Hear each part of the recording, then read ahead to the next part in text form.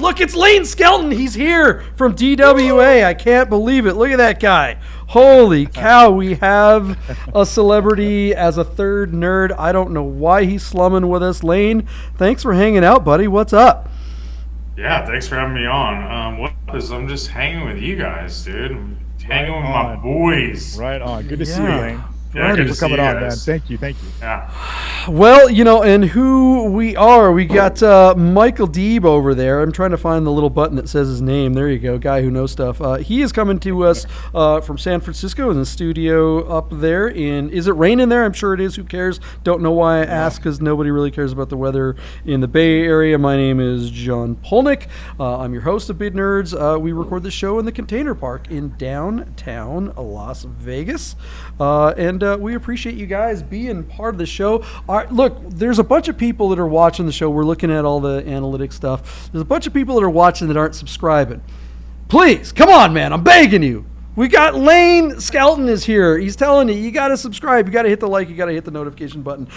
Become part of the nerd herd. Spread the word. Share this episode. Let everybody know that we're out here every day talking about the most interesting car of the day from all the automotive enthusiast auction sites. It's like the Price is Right game show. We pick the most interesting car. We have a conversation about it, and then we try to guess what we think that car will actually sell for when its auction ends. And then, boom, we go in the future, and we reveal what actually happens. You can play along by putting your bid in the comments below and see if you're better than the actual nerds.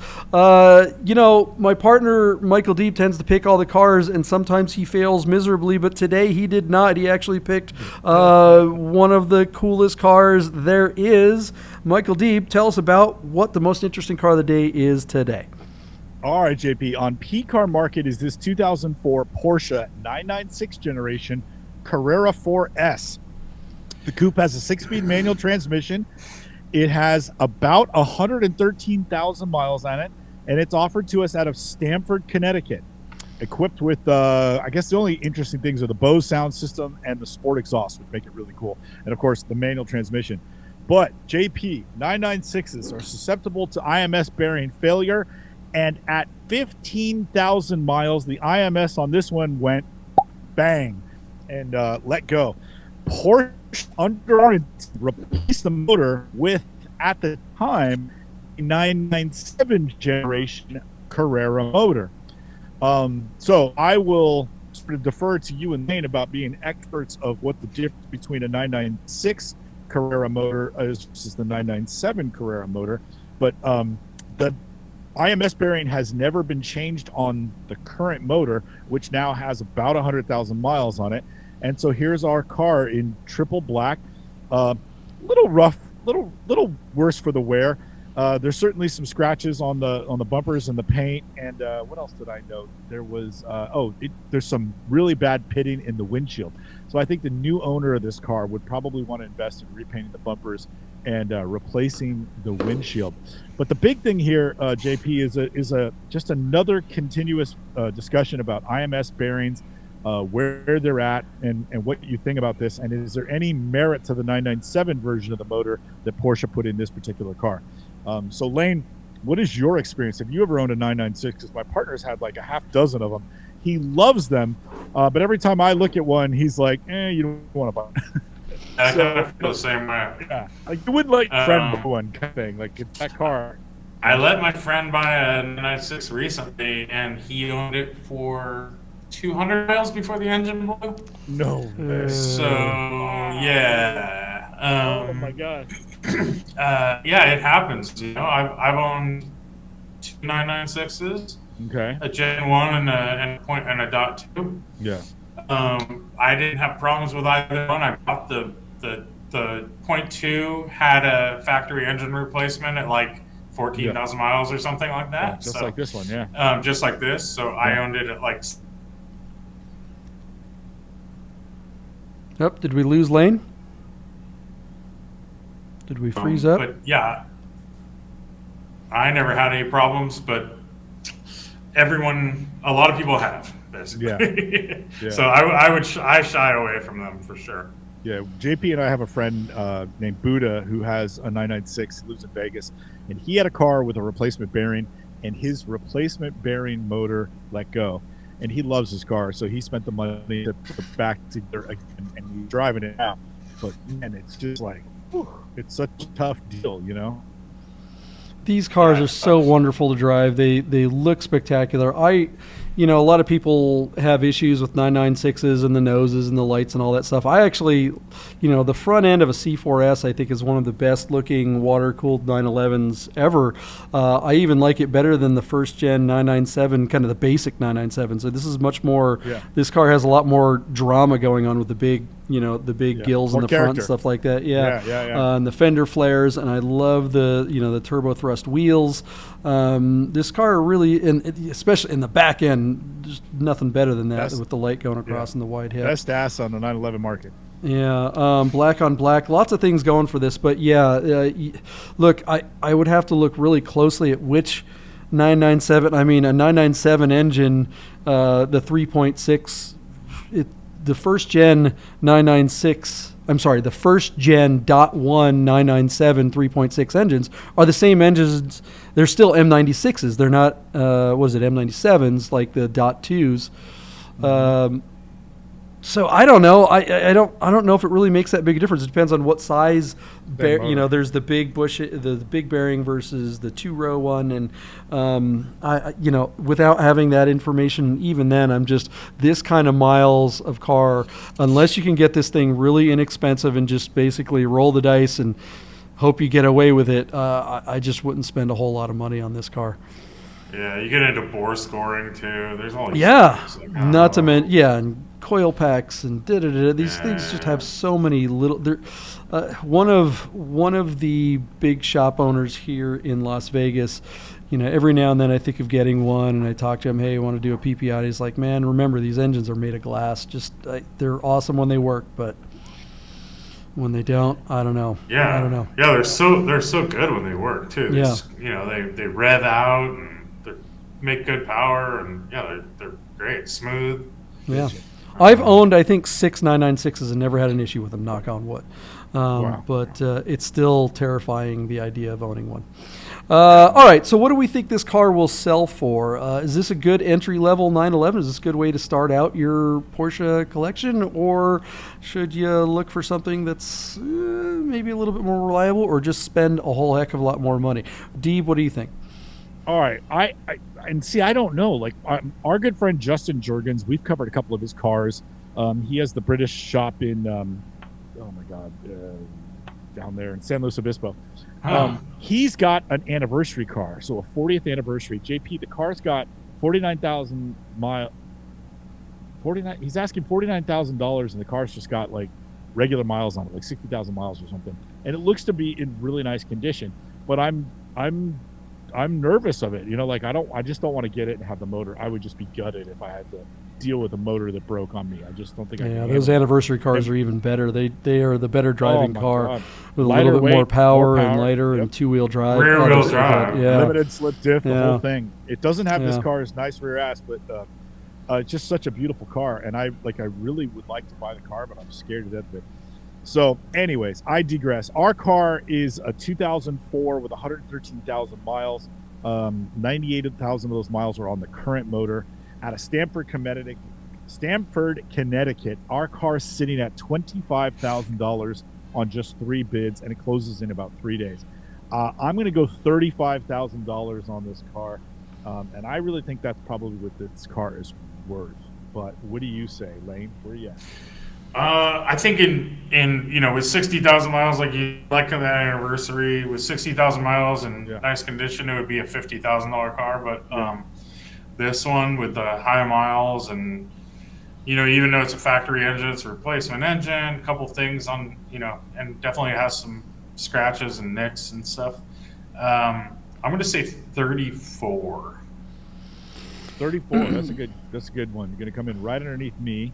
Yeah, I like this is a Northeast car too, and that that always kind of worries me. I'm looking at this palatial Connecticut estate. I'm hoping that this car spent winters in the garage in that place, which definitely it's black car, so you're gonna have scratches and nicks. It's if you drive it at all, it's impossible to keep black cars cleaned up. But look, guys, this thing with 113,000 miles on it, I don't think it breaks 30. I think at FTSs, I think the guy probably has, if it's on PCar, they'll let you do pretty much any reserve you want.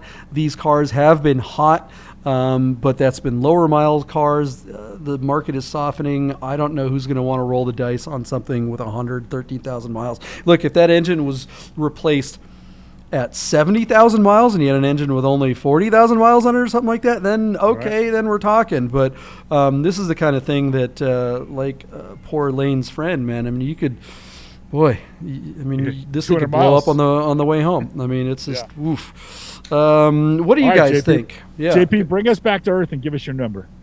Oh, I'm sorry. I thought I'm going to say 29. Fails to tell. 29. Yeah. Okay. Cool. FTS. Yeah, 29. You said you didn't think it would break 30, but I just want to hear your number. Yeah, so I'll give you a hard number. Yeah. Yeah, just if you like this car, just buy a turbo, even though they don't look as good, for a little bit more money. Basically, you know. Well, I mean, is it a little bit more money or a lot bit more money? How do you get it? I mean, a turbo 996, you're looking at 50 grand, right? I mean, with a manual, versus 30, that's $20,000 more. I guess I'm looking at like a nice one of these for 50. Yeah, it's 50, so you can get into a turbo right around that. So yeah, that's good advice. All right, guys, what do you think?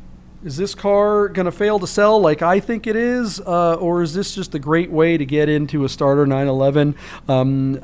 Now's the time to plug in your bid, and we will find out what this car sells for right after this. Hit the subscribe, like, notification button. Do it.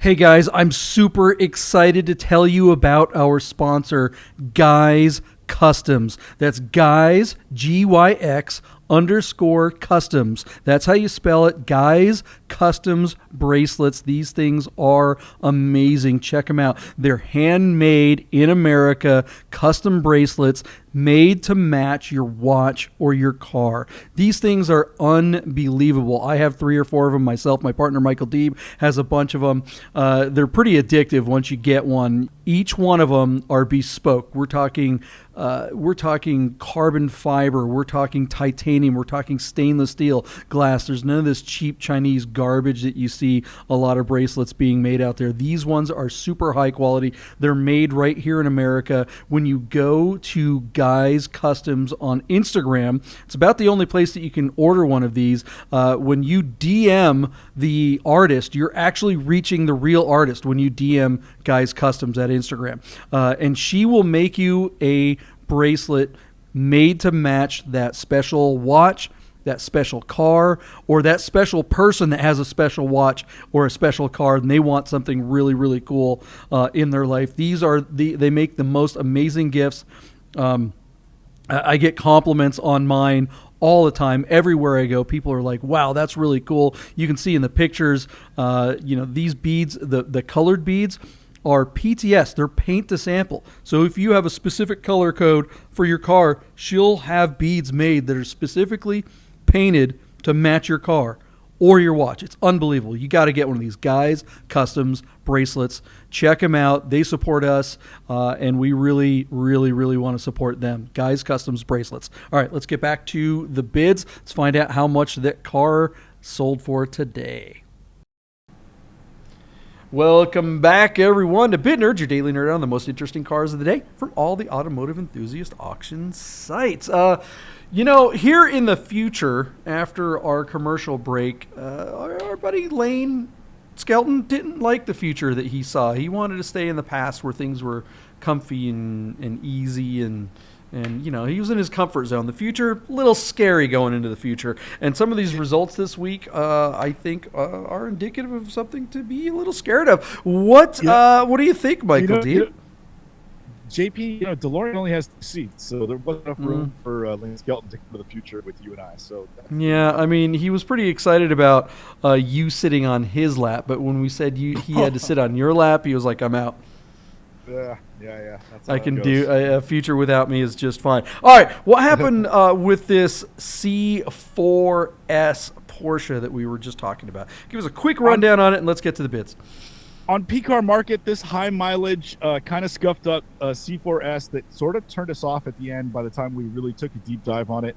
did in fact sell on PCar Market for $31,500 on 20 bids. Now, of course, I was the high bidder at 35. Lane Skelton, our guest third nerd, said $34,000, and JP, our bearish bidder, said $29,000. So JP, you were much closer than I, but it's worth noting that Lane Skelton has been kind of kicking our ass this week, and you guys split the difference on this. You were $2,500 away, and he was $2,500 away. So very interesting that I feel like you only get half credit for this one, JP, because I think Lane deserves half credit for his bid. He was equally as close as you were. But interesting, what do you think about this car and this result? 31,000. After we took a long look at that, I know I said 35 grand, but I just don't know if 31,000 is a good price for that car. What do you think? I mean, whoever bought this car is in for some heartache. I mean, this thing is going to break, and it's going to break big. Sorry to say it.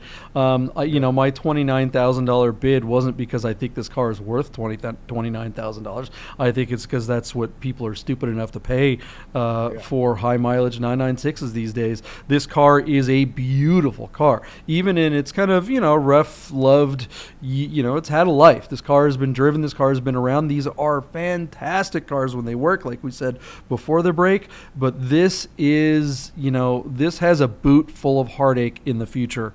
Unless the person who bought this car is just going to put it in the garage and look at it like some people do with Porsches, let's face it. I think a lot of people look at something like this as a great entry level 911, and boy, it's so hard to talk people off the ledge because look at this car. This car is just a beautiful thing to behold, but oh my God, when that engine lets go and it costs basically the same price as what the car cost to buy, that's not a fun place to be.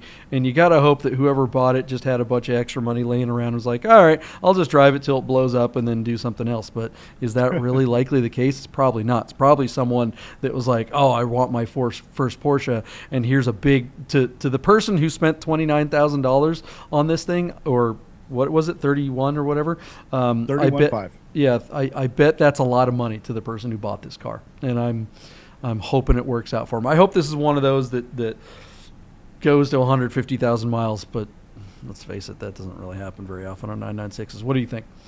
Yeah, it's not going to get there unless this guy puts a new IMS bearing in here and gives himself at least some semblance of an insurance package that he'll be able to drive it for at least his tenure and then offload it, let it be somebody else's problem down the road. Maybe. This car. How often have we talked about this? IMS bearings are a replacement. IMS bearing is not a guarantee that it won't blow up again within 10,000 miles or have a bore scoring problem. That has nothing to do with bore scoring, which is a regular problem. And this car was this the one that had the 997 engine in it? Yeah, because it at like 15,000 miles, this car already chewed up its first engine, so the bearing let go. And then they just put a 997 gen motor into this car, but then they've never done the bearing on this motor, and now we're at like 130,000 miles, so 113,000 miles. Years ago, probably let's call it 4 or 5 years ago, I almost bought an identical car. And it was in Texas. It was in Austin, Texas. I went back and forth with the owner. Had a PPI done, and we kind of agreed on a price, and I was about to send him a deposit, and thankfully, thank God, another car popped up locally, and I just said I backed out of the deal. I was like, yeah. You know what? There's a better deal came up locally, and I don't have to travel anywhere to go get it. It's easier. Yeah. 2 weeks later, that same car was on Craigslist again in Austin for a third of the price, and it was because something was wrong with the engine and it was going to need a rebuild. Awful. So had I bought that car, that would have been my $20,000, $30,000 problem. So just by the skin of my teeth, I got away with not having to deal with that heartache. And it scares me every time I consider a 996. I love these cars. Looking at this picture, I want one of those. And I see them all the time, and I was like, oh my gosh, I really want one. It just makes me go, I want one. But, high miles like any of them, they're just all a gamble, even though I've been lucky. And I think maybe that's part of the problem, too, is that I have been lucky on the 5 or 6 of them that I've owned over the years. I've never had a major problem. But, boy, I look left and I look right, and there are some dead bodies in the road from 996s. Man, it happens, guys. Brutal. Sorry, bearish on the 996. What do you guys think? Are 996s still a great value? The 996 C4S, a future classic, or people called it a future classic. Now it seems to actually be a classic that people are getting into. Are you going to buy one of these? Do you have one of these on your list? Would you put your hard-earned money down and actually drive one of these around and love it? We want to hear from you guys in the comments below. Hit the subscribe, like, and notification button if you haven't already. Like we've said many times, we know a lot of people watch the show but aren't subscribing. So let's get you subscribed, guys. Help us out. Share this episode. Spread the word. Grow the herd, share a nerd. I don't know, whatever. Let's make this. Let's get this channel rocking. We do this every day. The most interesting car of the day from all the automotive enthusiast auction sites. Anything else you want to say before we duck out of here, Michael Deeb? Goodbye and thank you. See ya.